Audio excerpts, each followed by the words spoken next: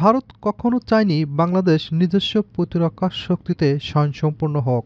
ভারত মনে করে বাংলাদেশ যদি শক্তিশালী সামরিক বাহিনী গড়ে তোলে তবে তাদের আঞ্চলিক আধিপত্যের জন্য হুমকি হতে পারে। তার মধ্যে চীন এবং তুরস্কের সঙ্গে উন্নত অস্ত্র চুক্তি, পাকিস্তানের সঙ্গে সামরিক প্রশিক্ষণ এবং নৌবাহিনীর আধুনিকায়ন ও যুদ্ধজাহাজ সংগ্রহ করা, এই সিদ্ধান্তগুলো ভারতের উদ্বেগ আরও বাড়িয়েছে। ঢাকার আকাশে হয়তো এখনও যুদ্ধবিমান উড়ছে না, সীমান্তে এখনও গোলাগুলি শুরু হয়নি, কিন্তু ইতিহাস বলে বিপর্যয় হুট করে আসে না, আসে ধাপে ধাপে।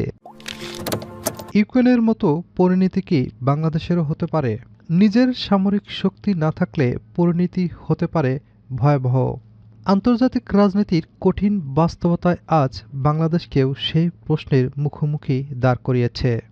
দেশ সামরিকভাবে দুর্বল থাকলে কি হয় তা ইউক্রেনের বর্তমান পরিস্থিতি দেখেই বোঝা যায়। বাংলাদেশ কি সেই একই পথে হাঁটছে নাকি সময় থাকতেই সতর্ক হবে? আমাদের প্রতিরক্ষা ব্যবস্থা কি এতটাই দুর্বল যে সংকটের সময় আমরা বিদেশি শক্তির মুখাপেক্ষী হয়ে পড়ব? এই প্রশ্ন এখন জাতীয় নিরাপত্তার কেন্দ্রবিন্দুতে। বাংলাদেশের প্রতিরক্ষা খাতের উন্নয়নের প্রধান বাধার কারণ ছিল ভূরাজনৈতিক চ্যালেঞ্জ। ভারত কখনো চায়নি বাংলাদেশ নিজস্ব প্রতিরক্ষা শক্তিতে স্বয়ংসম্পূর্ণ হোক। ভারত মনে করে বাংলাদেশ যদি শক্তিশালী সামরিক বাহিনী গড়ে তোলে তবে তাদের আঞ্চলিক আধিপত্যের জন্য হুমকি হতে পারে। ২০১১ সালে যখন বাংলাদেশ রাশিয়ার কাছ থেকে উন্নত যুদ্ধবিমান সাবমেরিন কেনার পরিকল্পনা করে, তখনই ভারতের কূটনৈতিক মহল সক্রিয় হয় এবং সীমান্ত নিরাপত্তার অজুহাতে ভারত তখন বাংলাদেশকে সামরিক সহযোগিতার প্রস্তাব দেয়। কিন্তু এর মূল উদ্দেশ্য ছিল বাংলাদেশ যেন অন্য কোনো শক্তির সঙ্গে প্রতিরক্ষার সম্পর্ক দৃঢ় করতে না পারে। ফোর্সেস গোল ২০৩০-এর পরিকল্পনার আওতায় বাংলাদেশ সামরিক খাতে বড় ধরনের পরিবর্তন আনার কথা থাকলেও আন্তর্জাতিক রাজনৈতিক এবং আঞ্চলিক চাপে তা কাঙ্ক্ষিত গতিতে এগোয়নি। বিশেষ করে ভারত ও পশ্চিমা দেশগুলোর অনীহার কারণে বাংলাদেশ কখনোই উচ্চমানের সামরিক সরঞ্জাম সংগ্রহ করতে পারেনি। কিন্তু ২০২৪-এর পট পরিবর্তনের পর দৃশ্যপট দ্রুত বদলাচ্ছে।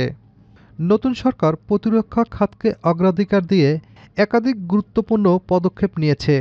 তার মধ্যে চীন এবং তুরস্কের সঙ্গে উন্নত অস্ত্র চুক্তি, পাকিস্তানের সঙ্গে সামরিক প্রশিক্ষণ এবং নৌবাহিনীর আধুনিকায়ন ও যুদ্ধজাহাজ সংগ্রহ করা, এই সিদ্ধান্তগুলো ভারতের উদ্বেগ আরও বাড়িয়েছে।